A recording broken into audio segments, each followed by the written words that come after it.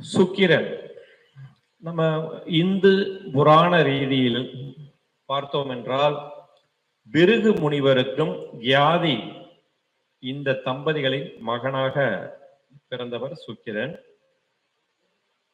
சுக்கிரனின் ஆட்சி வீடுகள் ரிஷபம், துலாம், மீனம் உச்ச வீடு, கன்னி நீச வீடு, மிதுனம் மகரம் கும்பம் நட்பு வீடுகள், மேசம் விருச்சிகம் தனுசு சம வீடுகள். தனுசு குருவோட வீடுங்கிறதுனால பகை வீடு அப்படிங்கிறது கிடையாது. குரு தான் சுக்கிரனை பகையா நினைக்கிறாரே ஒழிய சுக்கிரன் குருவை சமமாக தான் கருதுறாரு. தனுசு ஒரு சுபத்தன்மை வாய்ந்த வீடு. காலபுருஷனுக்கு 9ஆம் இடம். அது கிரகங்கள் நட்பு ரீதியில் பார்த்தோம் என்றால் சுக்கிரனுக்கு சனி அதி நட்பு கிரகமாக வரக்கூடியவர். புதனும் ராகுவும் நட்பு கிரகங்களாக வரக்கூடியவர். சூரியன் சந்திரன் பகை கிரகங்களாகும். செவ்வாய் சம கிரகமாகும். ஆனால் அந்த ஜாதகத்தில் செவ்வாயும் சுக்கிரனும் 6, 8 என்ற அஷ்டக சஷ்டக தோஷத்தில் இருந்தால் ஒருவருக்கு ஒருவர் பகை பெறுவார்கள் என்பது சூட்சமான விஷயம். கேது எந்த கிரகத்திற்கும் அவர் நட்பு கிடையாது. சூரியன் சுக்கிரனுக்கு கடும் பகை கிரகம், சந்திரனும் பகை கிரகம். அதனால்தான் கடகம் மற்றும் சிம்மம் ராசிகளில் சுக்கிரன் பகை பெறுகிறார்.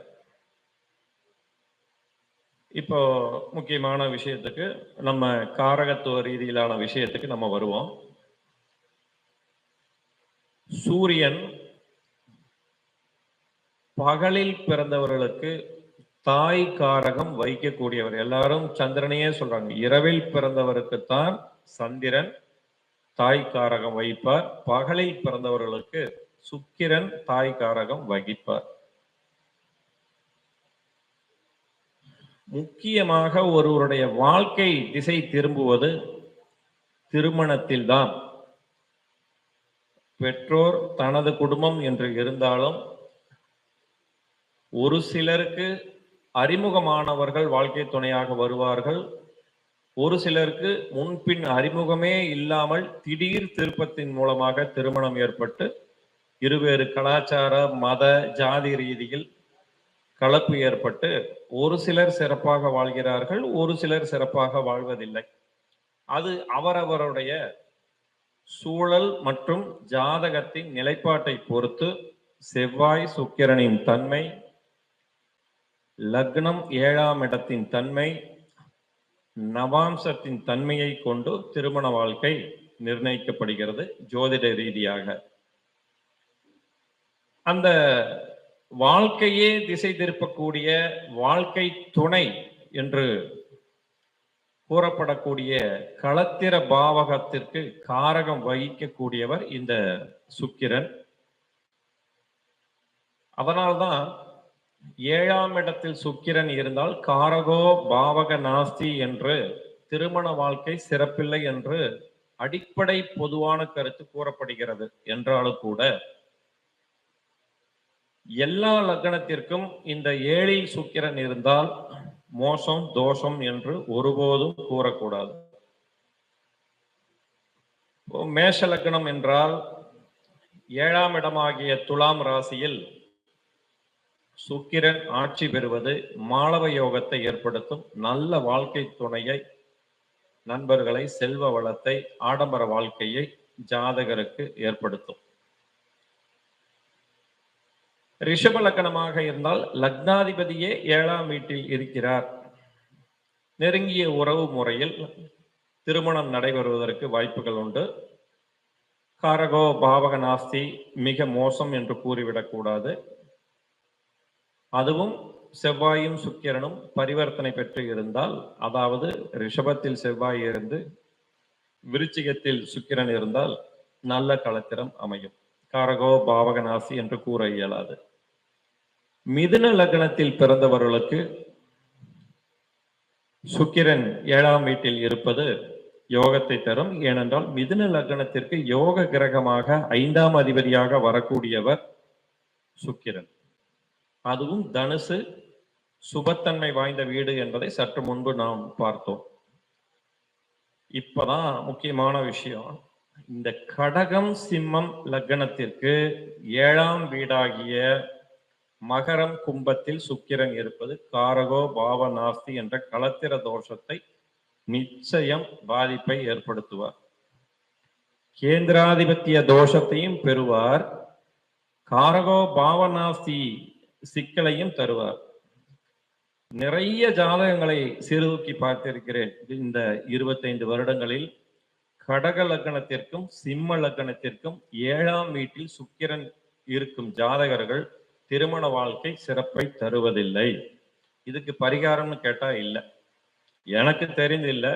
எதையாவது ஒண்ணு செய்யணும்னு சொல்லி மற்றவங்க மாதிரி நான் சொல்ல விரும்பல.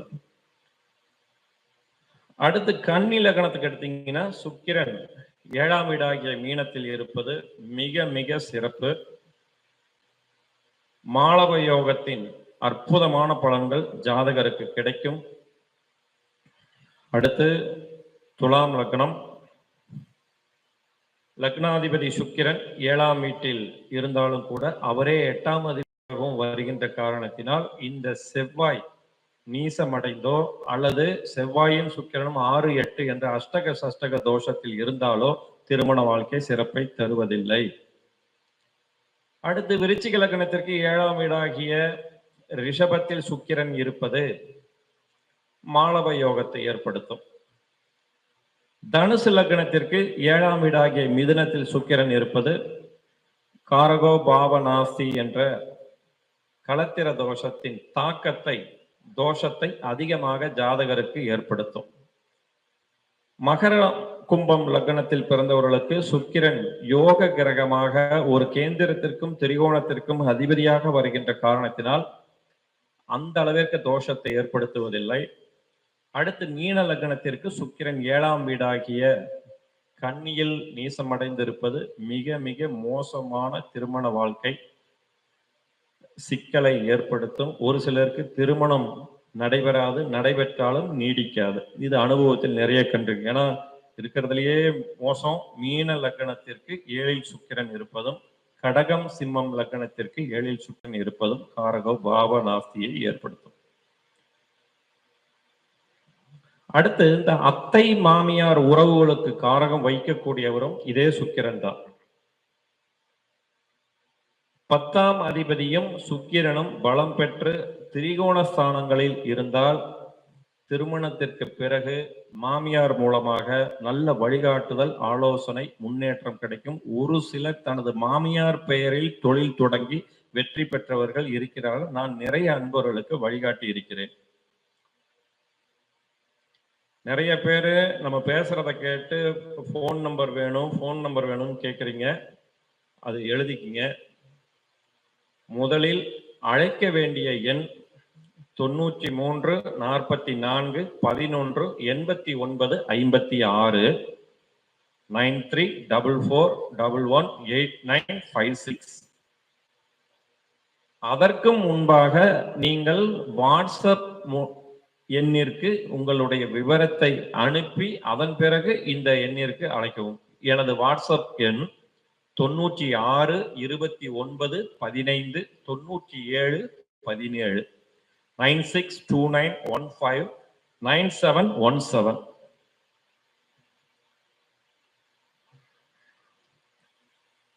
சரி, ஒரு ஆடம்பர வாகனம் வாங்கணும் அப்படின்னா பாரம்பரிய வாகனம், மாட்டு வண்டி வாகனம், அந்த காலத்துல எல்லாம் மாட்டு வண்டி வாகனம், குதிரை வண்டி வாகனம்ன்றது இதற்கெல்லாம் சந்திரன் காரகம். ஆனால் இன்று நவநாகரிக உலகத்தில் நாம் வாழ்ந்து கொண்டிருக்கிறோம். ஆடம்பர வாகனத்திற்கு, குறிப்பாக 4 சக்கர வாகனத்திற்கு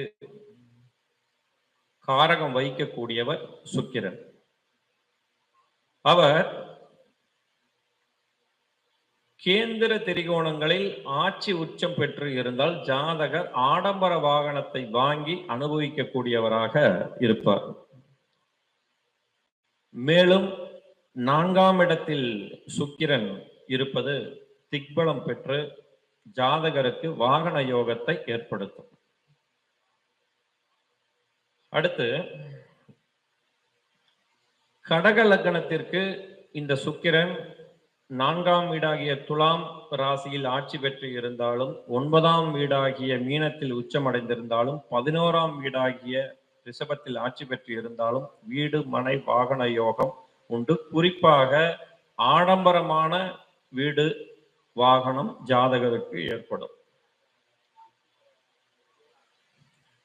சிம்ம லக்னத்திற்கு 10ஆம் வீடாகிய ரிஷபத்தில் அவர் ஆட்சி பெற்று செவ்வாய் சம்பந்தப்பட்டு இருந்தாலும், ஏனென்றால் செவ்வாய் சிம்ம லக்னத்திற்கு 4ஆம் இடத்து அதிபதி, மேலும் அவர் யோகக்காரகர். அதனால் அவருக்கு ஆடம்பர வாகன யோகம் கிட்டும்.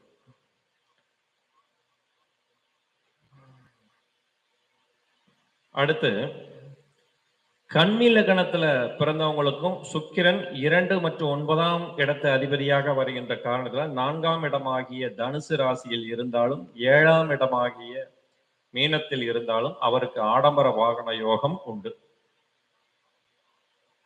இதே காம்பினேஷனை நீங்க ஆடம்பர வீட்டுக்கும் எடுத்துக்கலாம், ஆடம்பர ஆடை ஆபரணம் அணிகிற விஷயத்துக்கும் இந்த காம்பினேஷன் எடுத்துக்கலாம். இந்த காம்பினேஷன்லயே கும்பலகனமாக ஒருவர் இருந்தாலும், 4ஆம் இடமாகிய ரிஷபத்தில் சுக்கிரன் ஆட்சி பெற்று இருந்தாலும், 2ஆம் இடமாகிய மீனத்தில் உச்சமடைந்திருந்தாலும் இந்த யோகம் உண்டு. மகர லக்னமாக இருந்து சுக்கிரன் ரிஷபத்திலோ துலாம் ராசியிலோ ஆட்சி பெற்று இருந்தாலும் இந்த யோகம் உண்டு. மாளவ யோகமும் கூடுதலாக ஜாதகருக்கு கிடைக்கும். அதே மாதிரி அலங்காரப்படுத்தக்கூடிய தன்மை சுக்கிரனுக்கு தான் உண்டு. ஒரு யதார்த்தமா சட்டை போடுறதுங்கிறது வேற, பதார்த்தமாக பரவசப்படுத்தக்கூடிய விதத்தில், அடுத்தவரை கவரக்கூடிய விதத்தில் தோற்றப்பொழிவை மேம்படுத்தி கொண்டு செயலாற்றக்கூடிய அமைப்பு ஒருவருக்கு கிட்ட வேண்டும் என்றால் சுக்கிரன் பலமாக இருக்க வேண்டும். ஒரு எங்க இருந்தாலும் சரி, ஆட்சி உச்சம் வர்க்கோத்தமம் அடைந்தாலும் பலன் உண்டு. 3ஆம் இடம் மறைவு மறைவு மறைவுன்னே சொல்லிட்டு நிறைய பேர் நெகட்டிவாவே சொல்றாங்க. அப்படி கிடையாது. அது ஒரு சுபர் வீடாக இருந்து வர்க்கோத்தமம் பெற்று இருந்தாலும் அவர் நல்ல இசைஞானம் மிகுந்தவராக, ரசனை உணர்வு மிகுந்தவராக, ஆடை ஆவரணம் வித்தியாசமாக நுட்பமான வேலைப்பாடு நிறைந்ததாக, தரமான பொருட்களை மட்டும் பயன்படுத்தக்கூடியவராக அவர் விளங்குவார். அழகுணர்ச்சி மிகுந்தவராக இருப்பார். அதே மாதிரி வாசனாதி திரவியம், அதனாலதான் இந்த சுகந்தம் அப்படின்னு சொல்லுவாங்க. பேர் கூட ரொம்ப தமிழ் பெயரோட வைப்பாங்க, சுகந்த லட்சுமின்னு வைப்பாங்க. செல்வ வளத்தோட நறுமணத்தோட வாழ்க்கை மணக்க வேண்டும் என்பதற்காக ஒரு சில பெண் குழந்தைகளுக்கு சுகந்த லட்சுமி என்று பெயர் வைப்பார்கள். அந்த வாசனாதி திரவியத்திற்கு காரகம் வைக்கக்கூடியவர் சுக்கிரன். 7இல் சுக்கிரன் ஆட்சி உச்சம் பெற்று இருப்பது இந்த வாசனாதி திரவியத்தை பயன்படுத்தக்கூடிய அமைப்பை தரும். 3ஆம் இடமாக இருந்தாலும் இந்த யோகத்தை தரும். வாசனாதி திரவியத்தை பயன்படுத்துவார்கள். ஆடம்பர விடுதி, அதான் இன்னைக்கு இந்த 5 ஸ்டார் ஹோட்டல்னு எடுத்தீங்கனாலே அது சுக்கிரன் பலமாக இருந்தால் அந்த அமைப்பு உண்டு. அதே நேரத்துல நீசமாக இருந்தாலுமே அந்த ஆடம்பர விடுதி சம்பந்தப்படும். ஆனால் அது வேறு வேறு விதமாக போகும். ஆடம்பர விடுதியில தானே எல்லா விஷயமும் நடக்குது. ட்ரிங்க்ஸ் பார்ட்டி நடக்குது, இன்னும் வேற என்னென்னமோ நடக்குது இல்லையா? அப்ப அந்த சுக்கிரனோட தன்மை தான் அங்க ரொம்ப பிரதானம். ஏன்னா இந்த ராசியில நீசம் அடைஞ்சாலும் அம்சத்துல ஆட்சி உச்சம்னு வருவதற்கு வாய்ப்பு உண்டு. இப்ப கன்னியில சுக்கிரன் அஸ்த 2ல இருக்காருன்னு வச்சுங்க, நவாம்சத்துல அவர் துலாமுக்கு வருவார். இந்த மாதிரி விஷயமெல்லாம் அந்த மாதிரி விஷயத்துக்கு தான் பயன்படும். அதனாலதான் ராசியை மட்டும் பார்க்காம அம்சம் அந்த பாதசாரத்தையும் பார்க்கணும். சாரம் பார்க்காமல் ஜோதிடம் கூறுவது சோரம் போய் விடுவார்னு சொல்றது. சுக்கிரன் 10ஆம் அதிபதி சம்பந்தப்பட்டு இருப்பது, அதுவும் சுபர் சம்பந்தப்பட்டு இருந்தால் மதிப்பு மிகுந்த ஆடம்பர விடுதியை ஜாதகர் நடத்துவார். ஆனால் இந்த இடத்துலதான் சொல்றேன்னு சிரிக்காதீங்க, ராகு சனி சம்பந்தப்பட்டால் அந்த ஆடம்பர விடுதி சொகுசு விடுதியாக உல்லாச விடுதியாக மாறிவிடும். அதனாலதான் ஒரு சில 3 ஸ்டார் 4 ஸ்டார் 5 ஸ்டாராக இருந்தாலுமே, இந்த ஹோட்டல் கிரேடா இருந்தாலுமே அங்க இந்த மாதிரி இன்னார் பிடிபட்டாங்க, இந்த மாதிரி வில்லங்கமாச்சுன்னா நம்ம அப்பப்ப சில செய்திகளை காண்கிறோம். அடுத்தது அது சார்ந்த ஒரு விஷயம்தான் உல்லாசம். உல்லாசம் என்பதை பச்சையாக கொச்சையாக சொன்னால் உடலுறவு என்றும் கூறலாம். இன்னொரு விதத்தில் கூற வேண்டும் என்றால் சொகுசாக ஒய்யாரமாக சுகமாக இருப்பதும் உல்லாசம். இந்த 2 விஷயத்திற்குமே சுக்கிரன் தான் மிக மிக முக்கியம். 3ஆம் இடம், 4ஆம் இடம், 7ஆம் இடம், 8ஆம் இடம், 9ஆம் இடம், 10ஆம் இடம், 11ஆம் இடம், 12ஆம் இடத்தில் சுக்கிரன் இருந்தாலே ஜாதகர் உல்லாசத்தை விரும்புவார். கோவிந்தராஜ் சார், இதுல 8ஆம் இடம் 12ஆம் இடத்தையும் சொல்லியிருக்கனே, என்ன சார் 8 12 எல்லாம் சொல்றீங்க, 3ஆம் இடத்தையும் சொல்றேன்னு கேட்க மாட்டீங்களா? 8 12 வந்தால் கொஞ்சம் முன்னாடி சொன்னேன் பாருங்க, உல்லாசம் உடலுறவு சார்ந்ததாக இருக்கும். அதனாலதான் 12இல் சுக்கிரன் தான் மறைவு கிடையாது, எங்கு சென்றாலும் அவருக்கு ஒரு துணை கிடைத்து விடும் என்பதை தான் அப்படி சொன்னாங்க. ஆமா, அருமையான பாயிண்ட். மறைவு ஸ்தானத்துல மறைவான விஷயம் அப்பட்டமா சொல்ல முடியாது இல்லையா? ஆனால் அங்க அது 8 12ஆகவே இருந்தாலும் கூட நம்ம ராகுவோ சனியோ சம்பந்தப்பட்டுட்டா அதுவே ஓப்பனா, ஆமா, இந்த அடல்ட் மூவிலாம் சொல்றாங்க இல்லையா, அந்த காம்பினேஷனுக்கு அது வந்துடும். பிரச்சனைன்ட்டு அது நம்ம நினைக்கிறோம். 8 இல்ல, அது இப்ப நீங்க ஒரு கும்பலகணமாக இருந்து கன்னியில வந்து இப்படி இருந்தா பிரச்சனை கொடுக்கும், கரெக்டான பாயிண்ட். ஆனால் இதே வந்து ஒரு சிம்ம லக்னமாக இருந்து மீனத்துல சுக்கிரன் 8ஆம் வீட்டுல உச்சம் அடைந்திருந்தால் அப்படி சொல்லக்கூடாது. நாசூக்காக தமிழ் பதம் உள்ள ஒரு வார்த்தை உண்டு, அல்குல் அற்புதமாக இருக்கு. புரிஞ்சுக்கிறவங்க புரிஞ்சுக்கங்க, சரிங்களா? அடுத்து 4இல் சுக்கிரன் பலம் பெற்று நவாம்சத்திலும் சதுர்த்தாம்சத்திலும் சிறப்பான நிலையில் சுக்கிரன் இருந்தால் ஆடம்பரமான சொகுசான பங்களாவில் ஜாதகர் வசிப்பார். கண்ணாடி, சாதாரண கண்ணாடி இருக்கு, நம்ம திருவிழாவில் 2 ரூபா 5 ரூபாய்க்குலாம் நம்ம வாங்கி போட்டிருப்போம். அதே ரேபான் கிளாஸ் இல்லைங்களா, இருக்கிறதுல ஆடம்பரமான கண்ணாடி, போலீஸ் கிளாஸ். போலீஸ்ங்கிறது ஒரு பிராண்டு, போலீஸ்காரங்க போடுற கண்ணாடி கிடையாது, அப்படி நினைச்சுக்காதீங்க. இந்த ரேபான் கண்ணாடி எல்லாம் போடுறாங்க அப்படின்னா சுக்கிரன் அவங்களுக்கு பலமாக இருப்பாங்க. இந்த 2ஆம் வீட்டுல சுக்கிரன் ஆட்சியிலேயோ உச்சத்திலேயோ நட்புலையோ இருந்தால், ஆனா நவாம்சத்துல 8 12க்கு போயிடக்கூடாது. நவாம்சத்துல நல்ல நிலையில இருக்கணும். நீசத்துக்கோ 8 12க்கோ போகாம இருந்தால் அவங்க ஆடம்பர கண்ணாடி அணிவாங்க, ரொம்ப ஸ்டைலிஷா இருப்பாங்க. இந்த இடத்துல ஒரு விஷயத்தை பெருக்கும் அதிகமா தரணும் நம்ம எந்த கிரகத்தை சொல்றோம்? சினிமாஸ்கோப் மாதிரி என்லார்ஜ் பண்ணுதுன்னு சொல்றோம்ல. அப்ப சுக்கிரன் ராகு சேர்ந்தாலும் இந்த ரேபான் கிளாஸ் ஆடம்பர கண்ணாடி கண்டிப்பா அணிவாங்க. அது ரிஷபம் துலாம் மீனமாக இருந்தால் 2ஆம் வீடு ரிஷபம், துலாம், மீனமாக அமைந்தால் கண்டிப்பா பிராண்டட் ஸ்பெக்ஸ் தான் அவங்க யூஸ் பண்ணுவாங்க. அடுத்து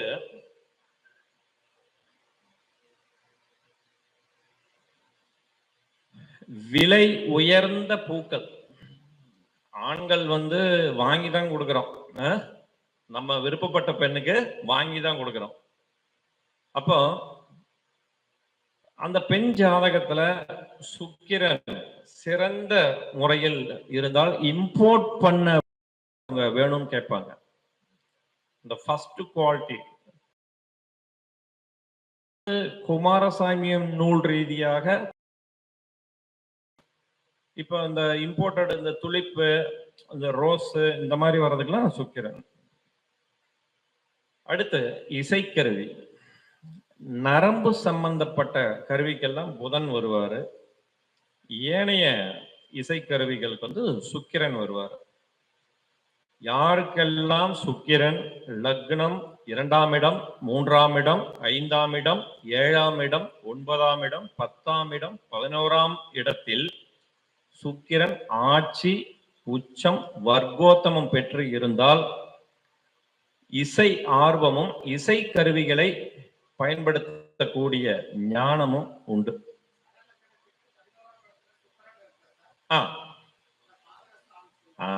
அதாவது நான் அடிக்கடி சொல்றேன், நல்ல கேள்வி. சரலக்னத்திற்கு 11ஆம் இடம். பூபதி ஐயா வாங்க வாங்க வாங்க. சரலக்னத்திற்கு சுக்கிரன் 11ஆம் இடம் பாதகஸ்தானம் தான் இல்லைங்கள. அங்க தன்னுடைய நட்சத்திரம் இருக்கலாம் இல்லையா? இருக்கலாம். அதே மாதிரி மகத்திலேயே இருந்தாலும் அவர் மக 2ஆம் பாவத்துல இருந்தா நவாம்சத்துல ஆட்சி அடைவாரா? தன்னுடைய பூரத்திலேயே இருந்தாலும் தன்னுடைய சொந்த நட்சத்திரத்துல இருக்கிற ஒரு பலம் உண்டா? நவாம்சத்தில் அவர் 6, 8, 12க்கு போகாமல் இருந்தால் தனது விருப்பத்தை நிறைவேற்றிக் கொள்வார். அப்படி பிளஸ்ஸா தான் எடுத்துக்கணும். ஆனால் அது பகை வீட்டில் இருப்பதால் அதற்காக அவர் மிகவும் பிரயத்தனப்பட்டு சிரமப்பட்டு தனது விருப்பத்தை நிறைவேற்ற வேண்டி வரும். கஜினி முகமது மாதிரி ஒரே தடவை சிங்கிள் ஸ்ட்ரோக்ல எல்லாம் அமையாது, பல தடவை முயற்சி பண்ணா அமையும். இதுல ஒப்பீட்டு பார்வையெல்லாம் இருக்கக்கூடாது.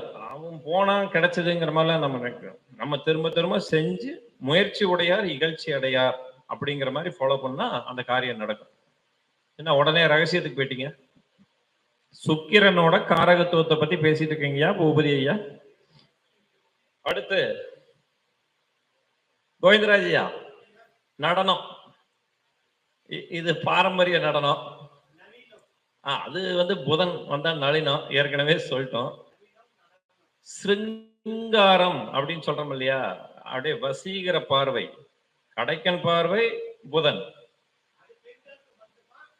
ஆண்களுக்கும் உண்டு. இங்க பாருங்க, நம்ம எல்லாருமே டீனேஜ்ல கோ எஜுகேஷன்ல படிச்சிருப்போம்.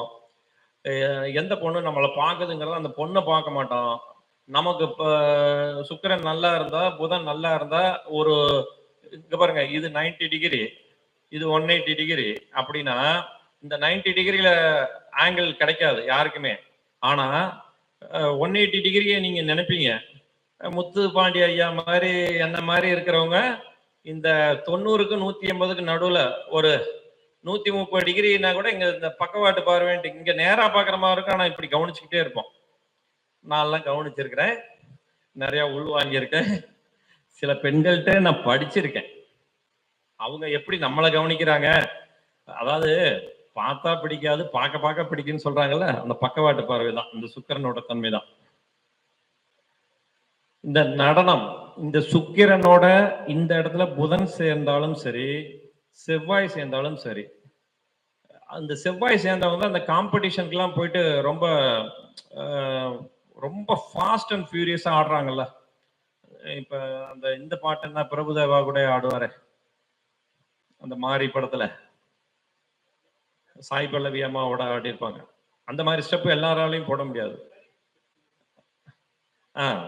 பேபின்னு என்னமோ வருது, ரவுடி பேபின்னு. அந்த மாதிரி இதுக்கெல்லாம் செவ்வாய் சுக்கிரன் நல்லா இருந்தாதான் அந்த அளவுக்கு வந்து அவங்களால ஆட முடியும். இன்னொன்னு சுக்கிரன் ராகு இருந்தாலும் அந்த நடனத்தன்மை வாய்ந்தது. ஏன்னா ராகு வந்து எதையும் பெருக்கி கொடுக்கக்கூடியது, பிரம்மாண்டமா கொடுக்கக்கூடியது. 10 பேருனால செய்ய முடியலனாலும் இந்த 11ஆவதா வரக்கூடியவர் செய்வார். அடுத்து கதை. இந்த கதை எழுதுறதுக்கு புதனை இதுக்கு முந்தைய பதிவுல நம்ம பார்த்தோம். சுக்கிரனும் வருவார். அப்போ எந்த மாதிரி கதை? காதல் கதை, காமக்கதை, சுக்கிரனும் ராகுவும் சேர்ந்து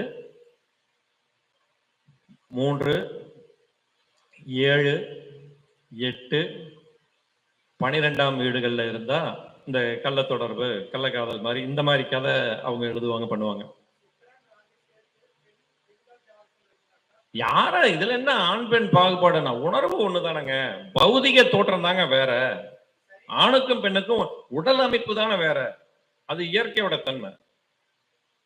ஆனால் காமம் எல்லாருக்கும் உண்டு தானே. அவங்களுக்கு தேவையானதான். இப்ப எப்படி நமக்கு பசி ஒரு அடிப்படையான பொது உணர்வு, அந்த மாதிரி தானே காமம். இதுல என்ன ஆண் என்ன பெண் என்ன? காமத்தை நம்ம எப்படி பாக்குறோம், அனுபவிக்கிறோங்கிறத பொறுத்துதான் இருக்குது. ஐயா சரிதானா? நீங்க உடனே ரொம்ப கூர்ந்து சிந்திக்கிற மாதிரி தெரியுது. சுக்கிரனுடன் கேது சேர்க்கை பெற்று, முக்கியமான பாயிண்ட், திரிகோண ஸ்தானத்தில் இருந்தால் ஞானம் சம்பந்தப்பட்ட ஒரு பட்டினத்தார் மாதிரி குறிப்பிட்ட காலத்துல போகத்துல இருந்து முழுக்க விலகி ஞானத்தை நோக்கி எழுதுறாங்க இல்லையா? நான் அப்படியும் இருந்து அனுபவிச்சு இப்ப அதுல இருந்து வெளிவந்துட்டேன்னு சொல்லி ஞானத்தை நோக்கி எழுதுறாங்க இல்லையா? கண்ணதாசன் ஐயாவை எடுத்துக்கங்க. ஆனா அவரோட ஜாதகத்தை நான் பார்த்ததில்லை, ஒரு உதாரணத்துக்காக சொல்றேன். சுக்கிரன் கேது சேர்க்கை பெற்று திரிகோணத்தில் இருந்தாலும் ஆரம்பத்தில் போகத்தில் திளைத்து அதற்கு பிறகு ஞானத்தை நோக்கி பயணிக்கக்கூடியவராக ஞான ரீதியிலான கதை கட்டுரைகளை எழுதக்கூடிய வல்லமை ஜாதகருக்கு உண்டு. அதே மாதிரி கவிதை எழுதுவதற்கு முந்தைய பதிவுகள்ல நம்ம புதனை சொல்லியிருந்தோம், சுக்கிரனுக்கும் உண்டு. ஏன்னா சுக்கராச்சாரியாரோட தன்மை நல்லாவே தெரியும். அவர் மாதிரி கவி வேகமா பாடி மிருத்யு சஞ்சீவினி வித்திய சிவன்ட்ட அவர் அப்படித்தான் வாங்கினார். அப்போ புதன் வீடுகளில் சுக்கிரன் இருந்தாலே கவிதை எழுதக்கூடிய தன்மை, கவிதையை ரசிக்கக்கூடிய தன்மை உண்டு. குறைந்தபட்சம் இவங்களே ஒரு கவிதையாக இவங்களை பார்த்து இன்னொருத்தங்க கவிதை எழுதுவாங்க. புதன் வீட்டை பார்த்தாலும் இந்த தன்மை உண்டு. அப்போ தனுசுல சுக்கிரன் இருந்தாலும் புதன் வீட்டை பார்ப்பா எடுத்துக்கலாமா? எனக்கு தெரிஞ்ச ஒருத்தர் இருக்காரு, துலா லக்னம், துலா. சரி சரி, சுயபுராணம் வேண்டாம். அடுத்து பெண்கள் மூலமாக தொழில்கள் சொல்லலாமா? ஏன்னா அந்த பருவ வயதுக்கு மேல் இருக்கக்கூடிய, முதுமை வரைக்கும் இருக்கக்கூடிய அந்த பெண்கள் வயதுக்கு முக்கியமான காரணகர்த்தா சுக்கிரன். அதனாலதான் அந்த வனப்பு அப்படிங்கிறதுக்கு சுக்கிரனை தான் காரணம் வச்சாங்க. கவர்ச்சிக்கும் சுக்கிரன் வச்சாங்க. 14 வயதுக்கு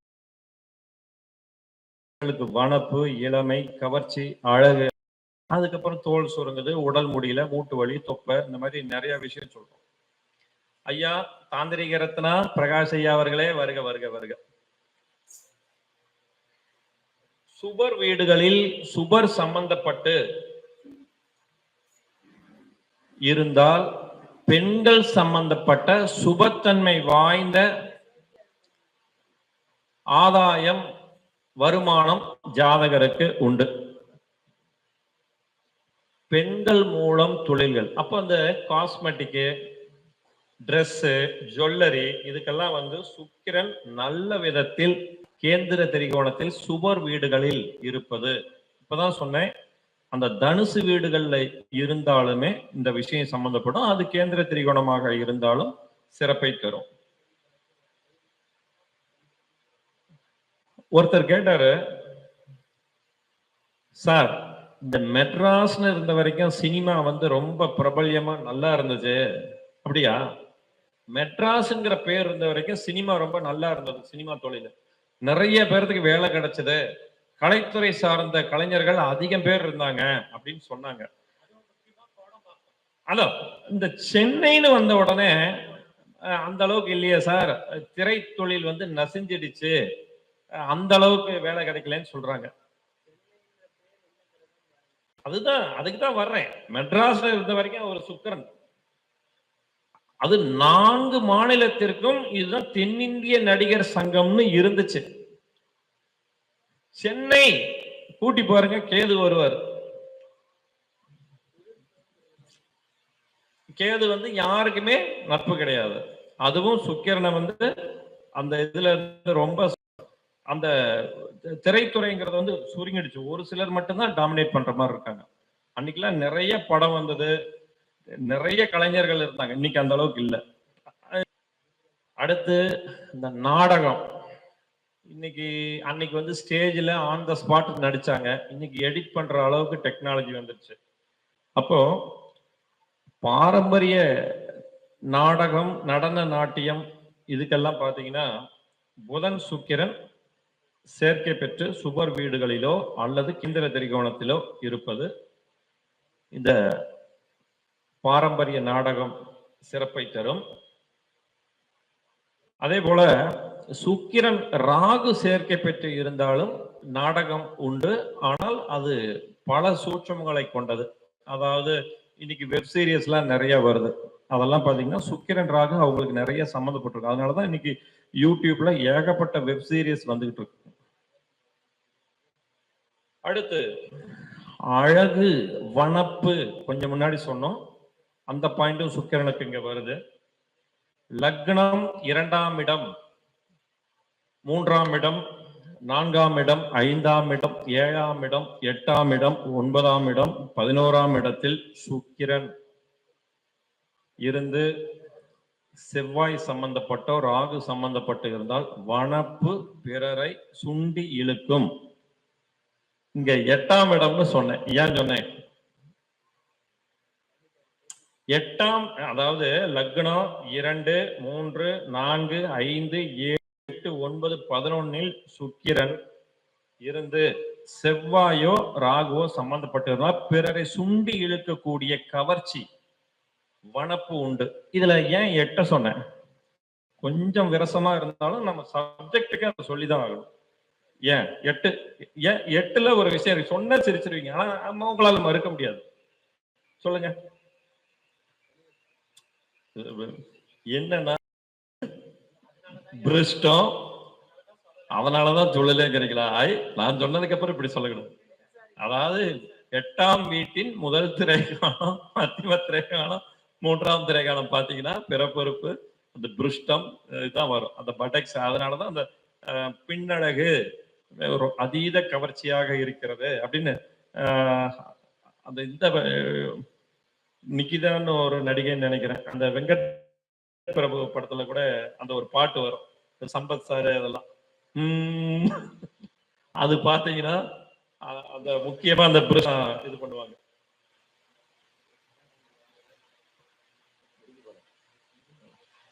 அப்போ இந்த அதீத கவர்ச்சி, வனப்பு இதுக்கு சுக்கிரன் எவ்வளவு பிரதானங்கிறத பாருங்க. அதுலயும் அந்த 8ஆம் வீடு திரேகாலம் சம்பந்தப்பட்டு வரக்கூடியதுனால இவ்வளவு தூரம் சொல்றேன் நான். அடுத்து புதுமை வந்துட்டோமா?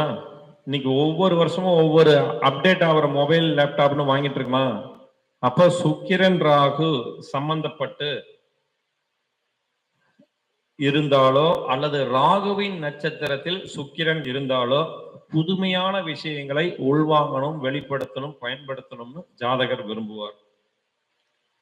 அது பாவகத்திற்கு ஏற்ப, ராசியின் தன்மைகளுக்கு ஏற்பவும் மாறுபடும். அடுத்து காம இச்சை.